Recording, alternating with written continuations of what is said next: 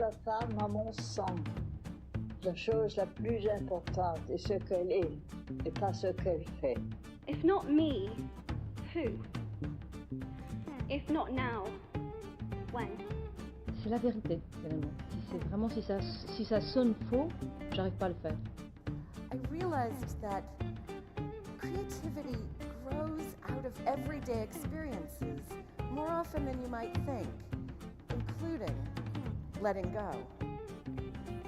Bonjour, je suis très heureuse aujourd'hui d'accueillir Marie Offsès, qui est journaliste et naturopathe. Bonjour Marie. Bonjour. Alors, est-ce que tu peux, pour commencer, nous dire quand et dans quel contexte tu as démarré ton journal intérieur ? Alors, je devais avoir 7 ans. Voilà. Ah ouais, t'as commencé tôt. Oui, j'ai commencé tôt. J'ai commencé quand j'ai reçu mon premier journal intime. Et c'est le seul et unique objet que j'ai conservé jusqu'à maintenant, parce que je suis très minimaliste, je trie énormément, je me sépare à peu près de tout ce qui n'a pas d'usage dans mon quotidien, et c'est, je pense, le seul objet que j'ai gardé de mon enfance. Ah, c'est beau, c'est émouvant. Franchement, quand on lit ce qu'il y a dedans, non, parce que c'est plutôt futile et un peu rigolo, mais c'est clairement le point de départ de quelque chose qui a vraiment marqué tout mon parcours jusqu'à aujourd'hui. Ça veut dire quoi ? Ça veut dire que tu n'as jamais arrêté ? Alors si, j'ai arrêté. J'ai eu ce journal qui a duré quelques années, parce que j'écrivais pas de façon hyper régulière. Puis quand on écrit 2 phrases, genre j'étais en colonie de vacances, Bidulette n'est plus ma copine, ça prend pas très longtemps. La partie adolescente est très très fournie, et ça je l'ai pas conservée pour des raisons diverses et variées, mais j'ai écrit énormément à l'adolescence, donc sur des carnets, mais aussi sur papier libre. J'avais tout sur une disquette, enfin j'ai des pages et des pages et des pages. J'ai arrêté ensuite un certain nombre d'années. Et j'ai recommencé aux alentours de 25 ans, et ça a pris une toute autre forme. J'ai commencé à avoir des blogs sur Internet. Donc là, les choses ont changé de, je dirais, De forme ? Et de forme et d'audience. Et en fait, du coup, en termes de réflexion sur soi, c'est tout à fait différent. Mais ce que je veux préciser, c'est que même petite, même enfant, ce journal n'a jamais été un journal intime. C'est-à-dire que j'ai jamais accolé tellement le mot intime à ma conception du journal. J'ai toujours écrit sur moi, j'ai toujours écrit sur ma vie, mes sentiments, mes émotions, etc. Mais très rapidement, ça a été public en fait. Même quand c'était un journal d'enfant. C'était un journal qui était destiné à être partagé dès le départ. En tout cas, il a été de fait. J'ai une sœur qui a 1 an de moins que moi. Je pense je l'ai obligée à tout lire. Ensuite, les copines lisaient mes logorées sur des pages et des pages. J'ai toujours eu besoin, pour que l'exutoire soit complet, d'avoir un lectorat, en fait. De le mettre au monde, physiquement aussi. Ouais, tout à fait. Et donc, en fait, par un certain nombre de... on ne peut pas vraiment parler de hasard, mais en tout cas, par un certain nombre de cheminements, je me suis retrouvée journaliste, très jeune. Et donc, l'écriture m'a servi autrement. Et puis, quelques années plus tard, j'ai eu mes enfants, assez jeunes aussi, au milieu de la vingtaine.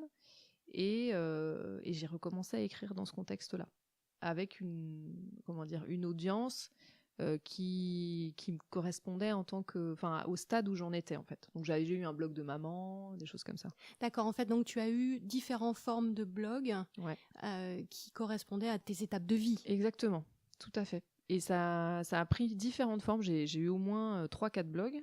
Et plus tard, j'ai créé un média avec un collègue, donc un média d'actualité, sur lequel je continuais, bon an, mal an, à avoir une partie blogging, ce qui était un peu compliqué. Et sur ce site aujourd'hui, qui a pris une assez grande ampleur au niveau régional chez moi, j'ai continué là, même très récemment, à avoir une partie blog. C'est quoi ce site ? Je suis très curieuse. Alors c'est rue 89 Strasbourg, donc voilà. Et pourquoi tu as choisi le format du blog ? En fait, le blog a plusieurs avantages. Le premier avantage, c'est qu'effectivement, il y a une liberté, ou en tout cas, il y avait une liberté qui était assez importante, et un lectorat qui, de fait, était assez ciblé et à la hauteur de ce qu'on avait envie de montrer, ce que moi j'avais envie de montrer. En plus, le gros avantage, c'est qu'il y a une instantanéité, en fait, dans la diffusion de l'idée. Et le fait d'avoir des lecteurs me permettait, en tout cas me permet aujourd'hui, parce que c'était beaucoup moins conscient à l'époque et ça a beaucoup évolué dans la forme et dans le contenu surtout, mais ça m'a toujours permis en fait d'accoucher de mon idée, de ma problématique, de mes recherches aussi, de mes apprentissages. Ça m'a permis de les mettre en mots, de les mettre en images, de les conceptualiser, de les contextualiser de façon beaucoup plus fine, parce que je savais qu'il y aurait des gens derrière qui allaient les lire. Ça permet une interactivité aussi. Oui, et puis aussi, le fait d'avoir potentiellement un public oblige à se dépasser par rapport au fait d'être son propre public. Et j'ai pu le constater parce que cette année, j'ai à nouveau tenu un journal intime, donc juste pour moi, et j'ai tenu 6 mois. Parce qu'en fait, être ma seule et unique lectrice ne me convient pas du tout. Et c'était intéressant, hein. J'en ai une partie qui est là devant moi dans ce cahier que je t'ai amené. C'est pas suffisant pour moi. J'ai besoin de pouvoir confronter mon développement, mes idées, je dirais ma vision du monde avec d'autres personnes, avec les autres. Et qu'est-ce que le journal a changé dans ta vie? Alors peut-être pas quand tu avais 7 ans, mais le journal ou le blog, puisque tu nous parles essentiellement du format blog. Qu'est-ce que ça a changé dans ta vie et quels sont les bénéfices que tu en as retirés, que tu en retires toujours aujourd'hui, puisque tu poursuis ton blog dont tu vas peut-être aussi nous donner le nom. Et également pour ce journal intime, même si tu ne l'as tenu que pendant 6 mois, qu'est-ce que ça t'a apporté? Alors, je pense que, quel que soit mon âge, donc que ce soit il y a 30 ans ou que ce soit aujourd'hui, la mise à distance d'un certain nombre d'émotions, même de récits de vie, c'est extrêmement important pour moi, pour que ce soit quelque part réel.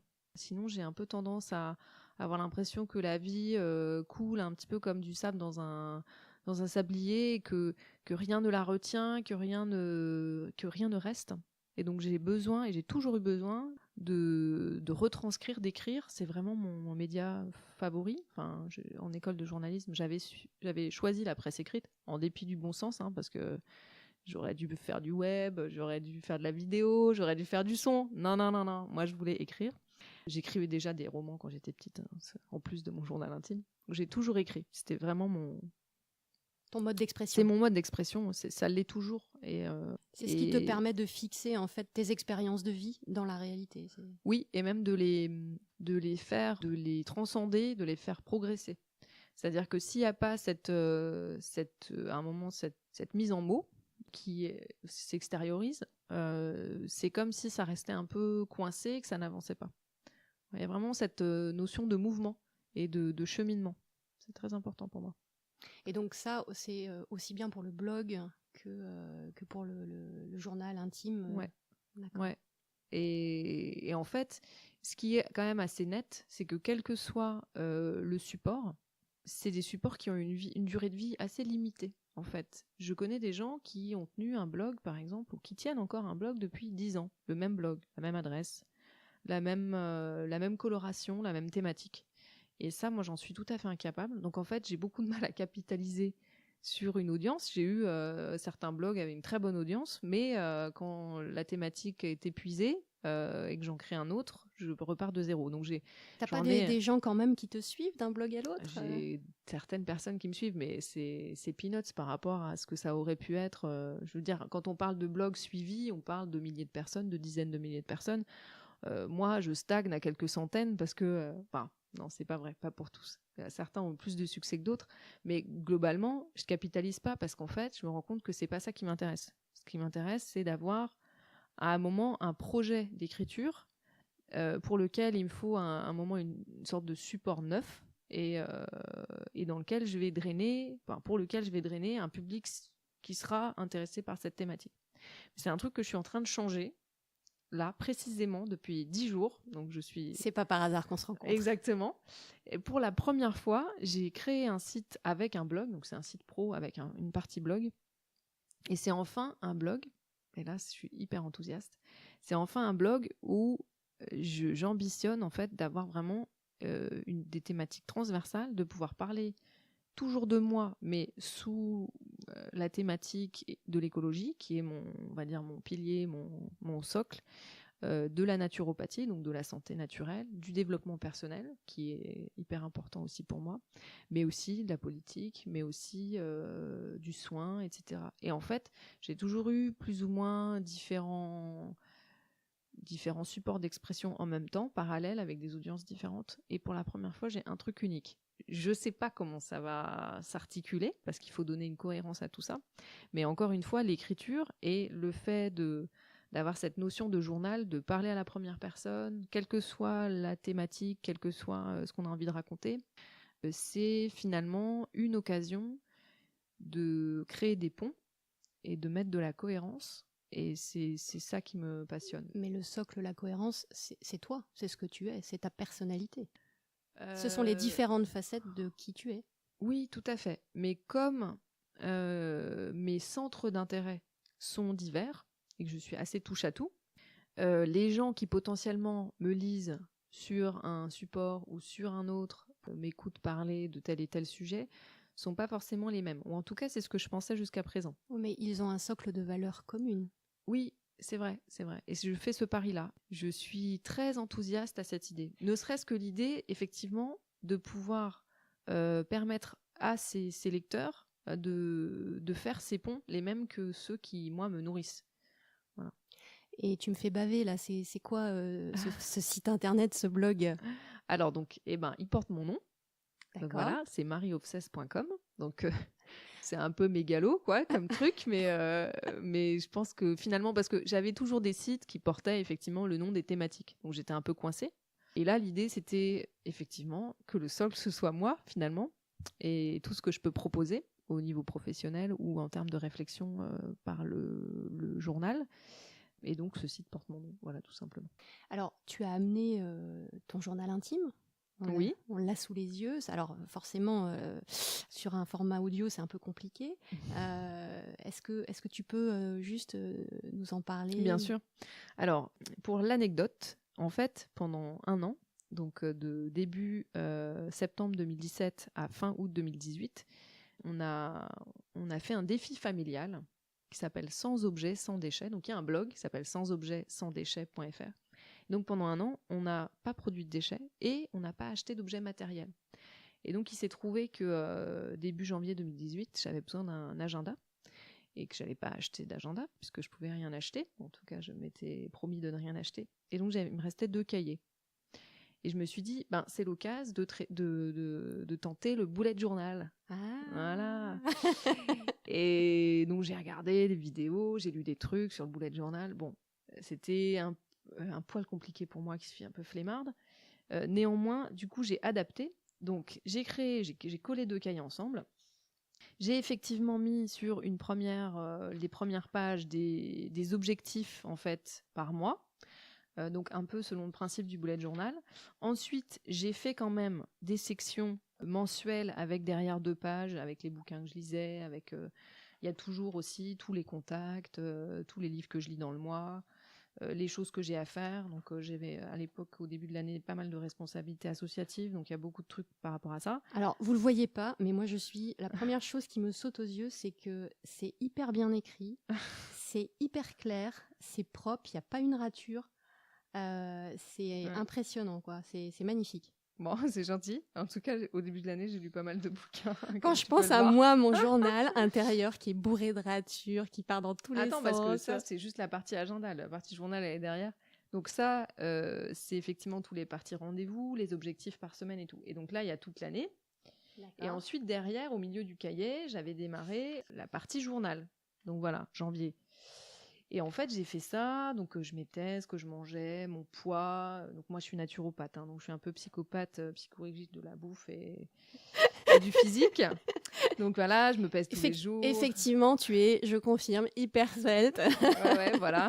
Effectivement, assez. J'ai perdu 15 kilos. Donc bref, sur ces premiers temps, j'écrivais vraiment tous les jours, c'est hyper fouillé, machin. Ça, rapidement, je suis passée de la bouffe à mes états d'âme, donc très rapidement, avec mes réflexions sur les bouquins que j'avais lus, ce qui m'empêche pas d'écrire. J'ai eu des gaz, j'ai fait l'amour, j'ai eu mes règles. Et donc, ça continue comme ça, je dirais, jusqu'en... Donc, j'ai le deuxième cahier, donc jusqu'à cet été. Et ça va jusqu'à mi-septembre. Et effectivement, là, je me suis rendu compte que j'y trouvais plus mon compte. Tu vois, là, c'est assez Donc court. ça a duré quoi 8 mois. 8 mois. Ouais, d'accord. voilà. J'y trouvais plus mon compte, les trucs deviennent de plus en plus petits. Voilà, j'ai rangé des livres. Et qu'est-ce qui s'est passé alors au bout de 8 mois? Parce que ton projet d'année n'était pas terminé. Mon projet d'année, si. Alors, mon défi familial était terminé. D'accord. Voilà, j'ai eu une rentrée assez dure. Donc là, voilà, il y a encore des trucs sur la rentrée. Effectivement, j'ai eu des moments assez difficiles. Ça, c'est tout ce qui va bien, tout ce qui pêche, et puis les solutions que j'ai potentiellement trouvées. Et puis ça s'arrête parce qu'en fait, la rentrée a été très dure et j'ai mis beaucoup de semaines à me sortir un peu du truc. Et tu vois, ça continue jusqu'à mi-octobre. Et depuis mi-octobre, j'ai arrêté. Et je me suis dit, toutes les activités en cours, tout ce que je fais, tout ce que je voudrais mettre en place. Donc ça m'a quand même énormément aidée. Mais je sens que je suis arrivée à la fin d'un cycle. Ouais, voilà, à un tournant qui, à mon avis, a pris fin avec la création de ce nouveau site. Où je me suis dit, ça y est, j'ai un nouvel espace de liberté. Je suis plus coincée dans une thématique, dans un défi, et j'ai envie, en fait, de partager ce que je partageais là dans ce cahier, en le creusant de façon plus, je dirais, beaucoup plus fouillée, qui puisse servir à d'autres. J'ai besoin de cette dimension de partage. Et puis aussi, le principe de médiatiser ma réflexion, ça me motive. C'est pour ça qu'on avait créé ce blog familial pendant 1 an. En fait, et après on a fait des conférences, on a rencontré des gens autour de ça. Et le fait d'avoir ce partage, moi, ça m'aide à tenir aussi un certain nombre d'engagements. La façon dont je le vois, tu me dis si je me trompe, mais c'est aussi que tu étais allé au bout de ce projet, au final, et qu'il y avait peut-être un autre projet qui cheminait dans ton esprit, avec lequel tu as rebondi sur un autre format de journal qui est ce site. Ouais, mais en fait, le fameux bullet journal, ça a été une sorte d'expérimentation qui était en parallèle du blog qu'on avait pendant 1 an sur notre défi, plus tout un tas de choses que je faisais à côté, et en fait, je trouvais plus de cohérence. Oui, dans en tout fait, tu ça. avais plein de supports différents, Ouais. et tu avais besoin de regrouper dans un seul support. Exactement. D'accord. Et je pense là avoir trouvé quelque chose qui me convient mieux. Le journal a vraiment cet intérêt de mettre en lumière l'utilisation de ces béquilles, donc qui peuvent être de tout type. Hein. Je veux dire, ça peut être regarder des séries sur Netflix jusqu'à 3h du mat, manger du chocolat à outrance, ou fumer, ou boire, voire pour certains faire l'amour.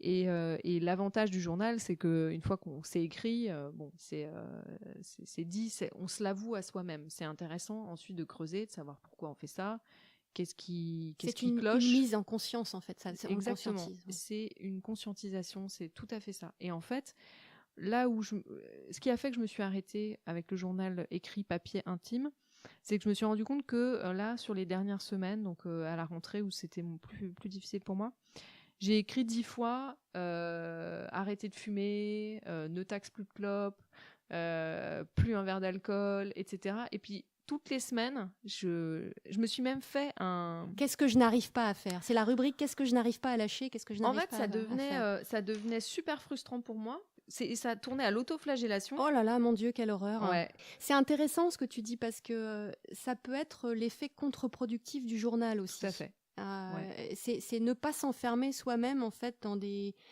choses qui sont trop contraignantes et surtout qui sont stériles parce qu'au final on a l'impression de s'enfermer soi-même en fait et de pas y arriver. C'est ça, c'est-à-dire que de la même façon que si ce qu'on disait tout à l'heure, si c'est écrit, tu peux mettre à distance, ça devient réel. De la même façon, si c'est écrit dans ton journal, je vais faire ça et que tu ne le fais pas, il y a une notion de culpabilité qui est juste aberrante parce que c'est un cadre que tu te poses à toi-même, c'est des contraintes que tu te mets. C'est censé te faire évoluer, pas et te en fait, c'est tout à fait culpabiliser. violent, voilà. Ouais. Et donc, je pense que ça, c'était vraiment la limite de cet exercice-là. Et j'ai regardé un peu des vidéos sur YouTube sur les bullet journal. Et pour moi, parfois, ça tourne un petit peu effectivement à l'orthorexie mentale, quoi. Ouais, c'est la limite de l'exercice. C'est ça, c'est-à-dire que dès qu'on va finalement faire des sortes de tracking, c'est-à-dire là j'ai mangé vegan, Là, j'ai mangé des chips, etc. Jusqu'où, en fait, l'autodiscipline tue la créativité, quelque part. C'est même pas tue la créativité, c'est enraye ton développement personnel. Parce que du coup, tu n'es que... Alors, tout dépend bien sûr des profils, tout dépend des gens, tout dépend de leur capacité à s'auto-contrôler. Et chez moi, c'est quand même assez fort. Et c'est paradoxal parce que chez moi, c'est fort. Et en même temps, après, j'ai des sortes de pétages de câbles de compensation. Ce qui fait que j'ai lâché ce journal. Parce qu'à un moment, finalement, Tu mets la c'est barre too trop haut. much. Voilà, c'est too much. Et tu dis, il faut que je trouve autre chose parce que finalement, c'est pas moi, ça me correspond pas. Et est-ce que tu as des synchronicités, des anecdotes que tu voudrais partager avec nous entre ce que tu as pu écrire dans tes blogs ou dans ton journal et qui se seraient manifestées dans la réalité? Alors, oui. Il y a un truc très très fort en ce moment qui se passe. C'est que ça fait 2-3 ans que j'ai un projet de livre sur les femmes qui quittent le père de leurs enfants. Ça fait très longtemps que je pense à ce sujet. J'ai plein de femmes qui veulent témoigner pour ce bouquin. Et j'ai écrit un autre livre entre-temps. Et là, depuis quelques mois, voire quelques semaines, depuis que j'ai lâché ce journal, en fait, très bizarrement, et que j'ai un peu lâché, et que je suis dans autre chose, que je suis en train de me recentrer, mettre plus de cohérence, à chaque fois que je rencontre quelqu'un, je me retrouve avec quelqu'un qui me dit, au bout d'1 heure de discussion, je suis en train de me séparer des femmes. Et je dis, mais je devrais poser cette question de premier abord. Je devrais poser cette question en te serrant la main, en fait. Mais bon, c'est vraiment quelque chose de très fort. J'ai d'autres exemples, mais cet exemple est très fort. Parce que c'est systématique.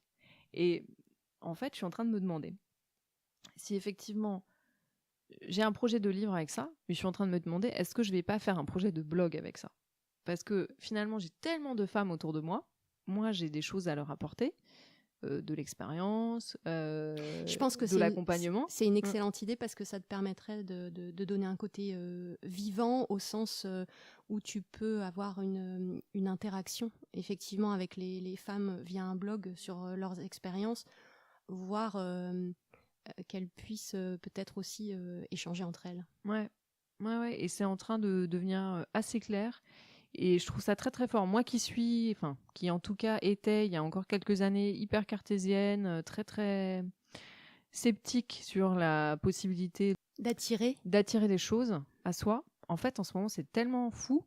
Donc il y a ça. Et puis, ce qui est intéressant autour de cette notion de journal, c'est ce à quoi j'ai pensé avant de venir te voir.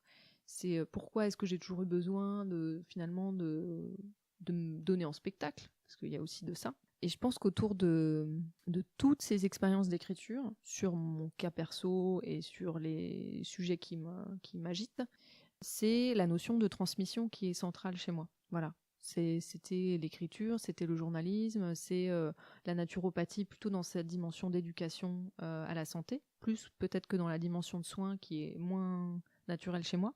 Donc cette notion de transmission et d'éducation, elle est hyper forte. Voilà. D'accord.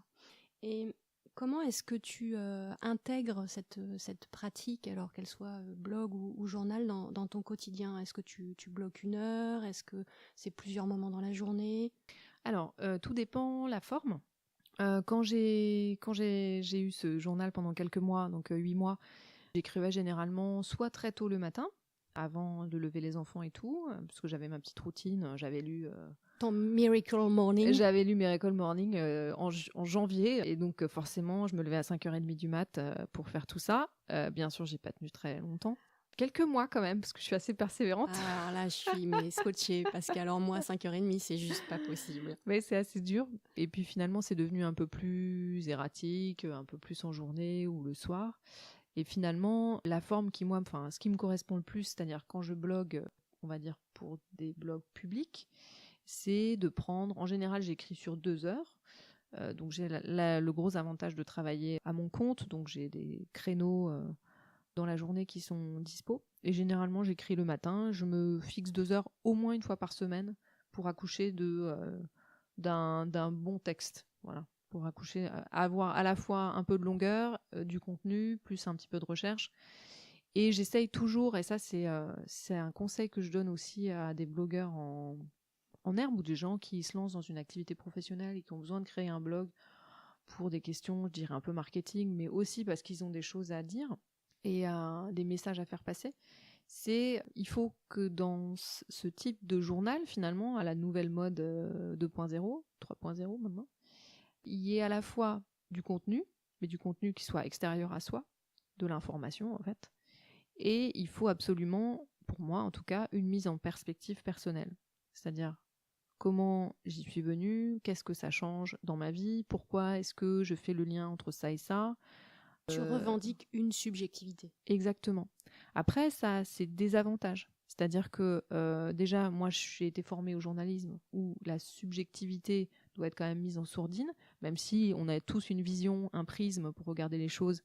L'idée était plutôt de fournir une information la plus objective possible. Donc forcément, quand je suis revenue à une forme de subjectivité, c'était pas très naturel pour moi, j'ai dû le réapprendre. Donc je dirais entre, on va dire 20 et 25 ans, il y avait plus de journal, il y avait que la partie vraiment info brute. Et en fait, ça, c'était pas intéressant pour moi. C'est hyper intéressant ce que tu dis, parce que je comprends en t'écoutant la différence entre justement écrire d'un point de vue journalistique et professionnel, entre guillemets, et écrire en y mettant la créativité, ce que l'on est, en revendiquant en fait un statut de créateur et d'auteur. Exactement. Et en fait, je te donne un exemple. J'ai écrit un billet assez développé quand même, il y a un peu moins d'un an, sur les raisons pour lesquelles je considère que écologie et développement personnel sont liés. Et donc j'aurais pu faire un truc très académique en expliquant, alors j'ai plus tous les arguments en tête, mais globalement, quand tu es dans une forme de décroissance, c'est pour croître au niveau de l'être. Et donc, si tu n'es que dans une forme de décroissance politique, tu es que dans une forme d'écologie un peu punitive, mais qu'à côté de ça, tu ne développes pas la profondeur, l'action privée, mais aussi l'action collective, etc. C'est pas que ça marche pas, c'est que tu peux devenir aigri. C'est que quelque part, tu n'évolues plus. Tu es juste un idéologue. Et donc, j'aurais pu dire ça sans me mettre en scène.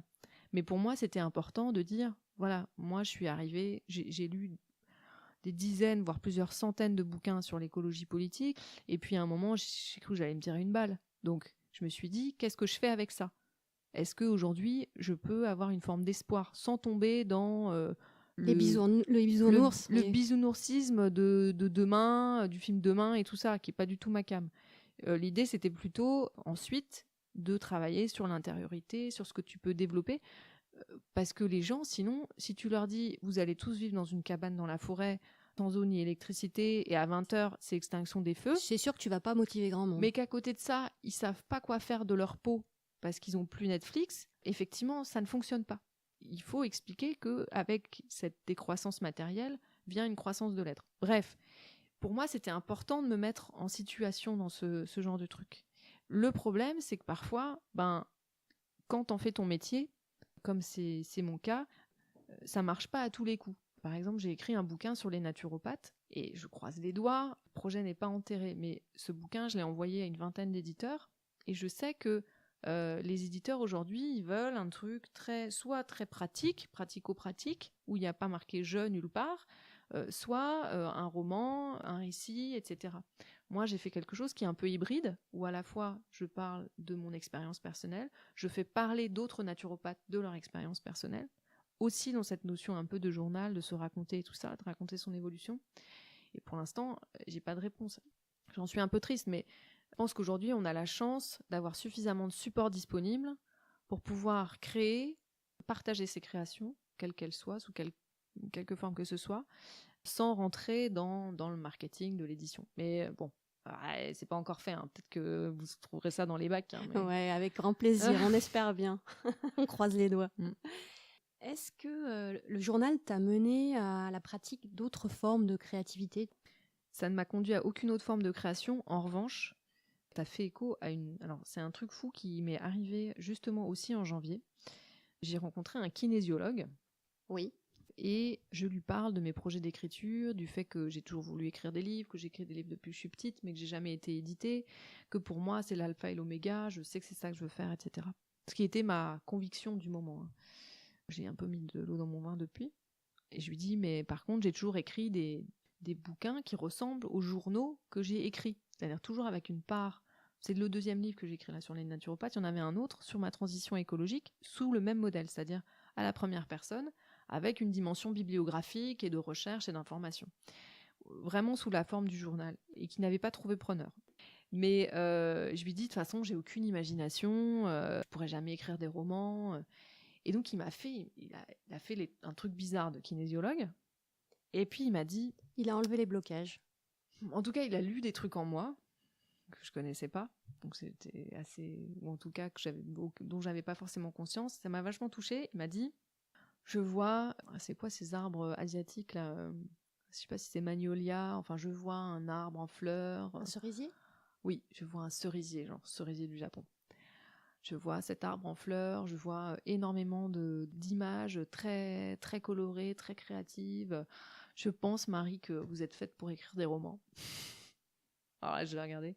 J'avais un peu les larmes aux yeux en me disant, bon, soit c'est du total bluff, soit au finish, peut-être que je me suis convaincue d'un truc et que c'est totalement faux.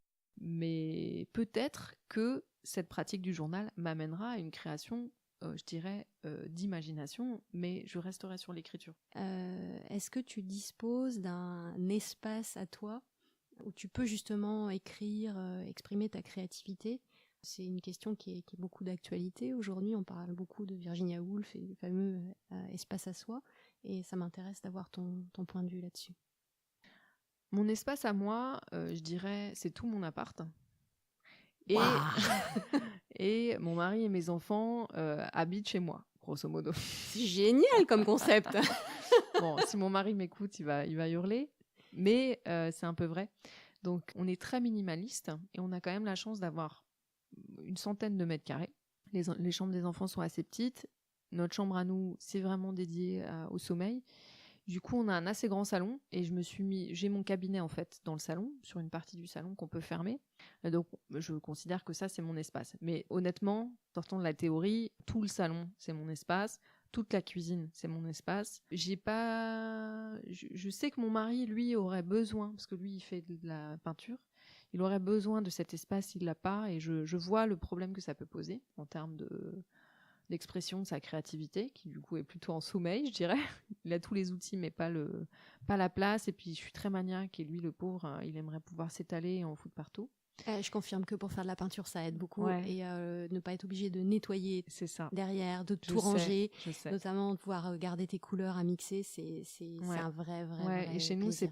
c'est pas possible, en fait. Donc, je lui ai promis, on s'est promis que lui, il sera bientôt à la retraite. Pour moi, c'est dans très longtemps, mais lui, il est plus vieux. Et quand on déménagera, qu'on aura une maison, il aura une sorte d'atelier où je n'aurai pas le droit d'aller mettre mon nez. Donc la problématique, honnêtement, elle est plutôt pour lui que pour moi. Moi, j'ai pas de souci, j'ai un ordinateur et je peux me mettre un peu où je veux. Et qu'est-ce que ça signifie pour toi, le journal intérieur ? Donc, comme on a pu maintenant le comprendre, ça signifie pas intime, c'est-à-dire que de toute façon, intérieur égale public. Néanmoins, journal intérieur, c'est pour moi faire passer l'idée que c'est en regardant à l'intérieur de soi, c'est en allant voir toute la richesse qu'il y a à l'intérieur de soi, qu'on peut effectivement être plus heureux, cheminer positivement dans sa vie, etc. Et donc, ça nécessite, ne serait-ce que de savoir juste l'information, de savoir que si on va regarder en soi, c'est pas tout moche et inintéressant, mais qu'au contraire, ça peut être très riche, contrairement à l'image qu'on peut avoir de soi ou l'opinion qu'on peut avoir de soi. Donc c'est très transversal. On parle d'estime de soi, on parle de méditation, on parle de lecture, on parle d'échange, on parle de formation. Alors moi, je suis convaincue par le principe de se former en continu. Donc voilà, pour moi, journal intérieur, c'est par mon propre cheminement intérieur que je mets au jour, voilà, et que j'offre à ceux qui en ont l'intérêt. Cette possibilité, c'est je raconte un chemin possible. Voilà. C'est exactement ça. Je te remercie parce que c'est exactement ce que j'avais en tête quand ce mot, ces deux mots sont venus à mon esprit quand j'ai créé le podcast. Ah, c'est super. Journal intérieur, c'est super. Je reprendrai ton concept. C'est très, très bien. Mais c'est vrai qu'on a plutôt... Je me suis longtemps interrogée en me disant... quand j'avais moins de recul un peu sur moi, je me dis, mais pourquoi j'ai ce besoin de le donner à voir ? voilà, de me donner à voir. Parfois, ça a été extrêmement mal interprété. Et justement, je rebondis sur ce que tu dis. Ce qui peut arriver, et j'en parle en connaissance de cause, c'est que à un moment donné, tu arrives à un stade où tu n'as jamais partagé et où tu te dis, bah là c'est bon, je suis prête, c'est le moment, je vais oser, je vais prendre le risque. Tu te lances et boum, là tu te reprends un coup de derrière la tête que tu n'as pas forcément vu venir. Et comment tu réagis face à ça? Il se trouve que moi, j'ai pris les coups tout de suite. Alors pour te donner un exemple, un truc vraiment, pour moi c'est évident de raconter cet épisode. Le premier coup derrière la tête que j'ai eu, c'est je me suis occupée du journal de mon lycée. Et donc je faisais les éditos. Et donc j'étais déjà dans cette notion de je parle à la première personne, je dis ce que je ressens et je fais une sorte de coup de gueule, un édito. Et donc j'avais fait un édito sur les mecs de mon lycée qui passaient toute leur pause à jouer au basket. Alors que nous, les nanas, on refaisait le monde en fumant des joints. T'as dû te faire des copains. Ah là là. Et donc j'ai écrit un truc genre, vous qui savez juste lancer une balle, machin. Enfin, vraiment, le truc. Mais pour moi, c'était aussi exprimé. Il y a une différence entre les garçons et les filles. On a 16 ou 17 ans. C'était déjà du féminisme. On n'a pas du tout les mêmes... Oui, c'était quelque part, regardez-nous, parce que vous avez rien à dire. Nous, on a plein de trucs à dire. Et il y avait un peu cette notion-là, mais un peu inconsciente. Oh, mon Dieu, le truc a été placardé. J'ai eu des insultes, des mots d'insultes. Ah ouais, mais tout le lycée était sur mon dos, quoi. Et en fait, ce qui est fou, c'est que ça m'a pas arrêté, c'est-à-dire que... Au contraire, ça t'a boosté. C'est-à-dire que derrière, j'ai bossé notamment pour un journal national et où effectivement, j'ai un peu fait du Jean-Luc Delarue parce que c'était aussi mon boulot à cette époque-là. Et avec aussi des retours parfois très durs, et jusqu'à la politique où effectivement j'étais connue pour je faisais du coup des chroniques à la télé et tout ça, parce que j'étais connue pour envoyer, pour pas cacher mes propres opinions, contrairement à d'autres éditorialistes ou journalistes politiques. Et donc j'avais des politiques qui m'insultaient au téléphone, enfin c'était très dur.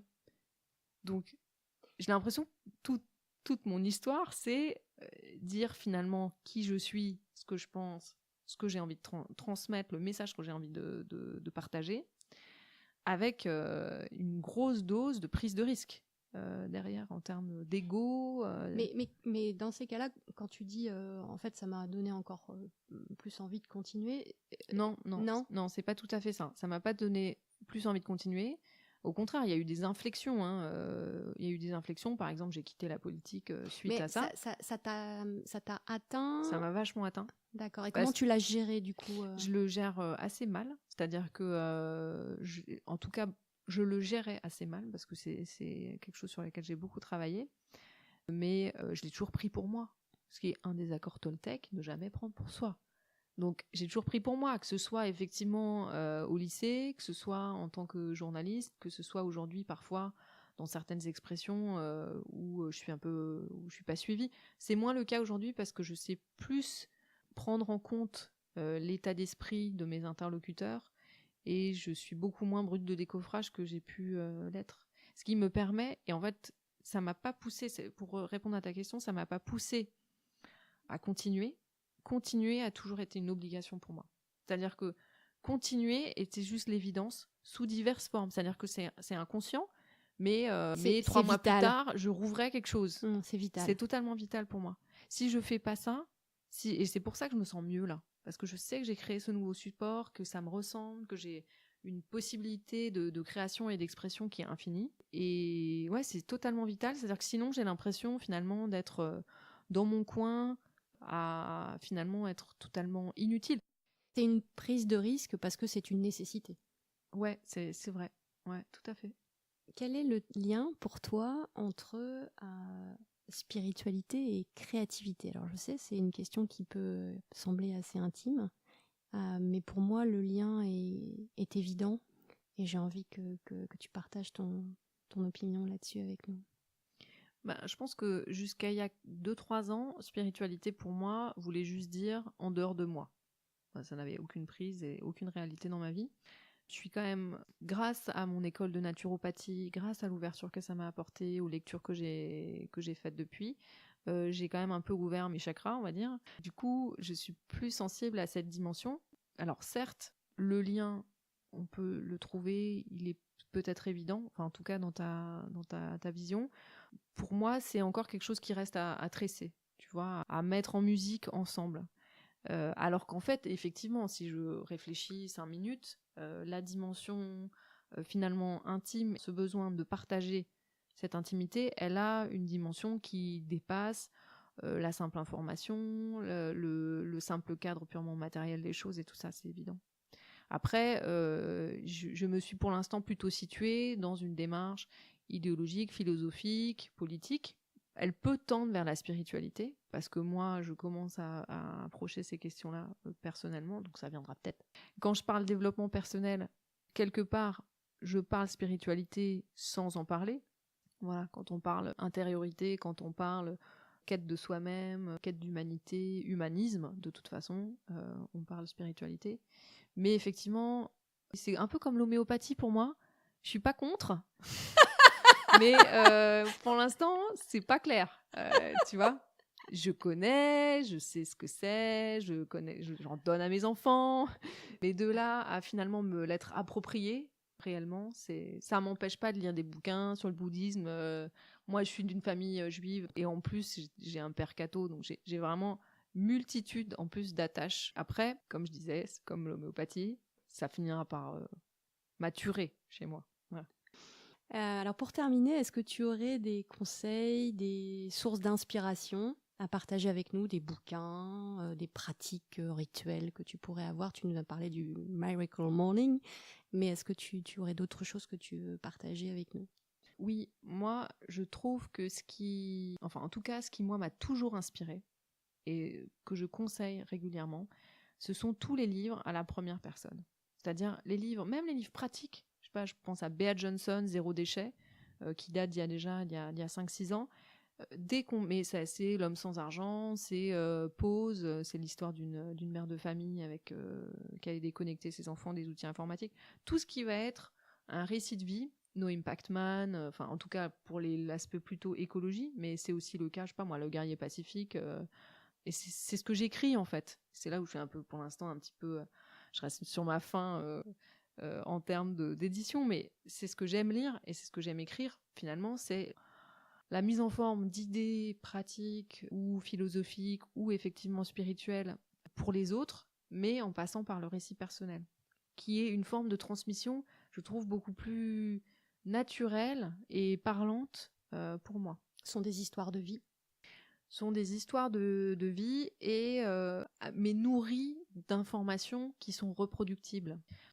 Donc moi, mes inspirations sont les bouquins écrits à la première personne. J'en lis aussi beaucoup d'autres qui ne le sont pas, mais j'ai plus tendance, en posant un bouquin écrit à la première personne, un récit avec vraiment des choses très concrètes qui sont faites, ou en tout cas un élan potentiel, et je pose ce livre et je change des choses concrètement dans ma vie. Merci beaucoup Marie. De rien. Merci infiniment à Marie pour sa confiance et son témoignage. Pour découvrir son travail, vous pouvez aller sur son site marieofcès.com. Vous trouverez toutes ces références dans la description de l'épisode et sur le site journalintérieur.fr, rubrique podcast. J'espère que cet épisode vous a plu. N'hésitez pas à le partager avec vos proches. Vous pouvez aussi écouter les autres épisodes et me suivre sur Instagram. Merci beaucoup pour votre écoute et à très très bientôt.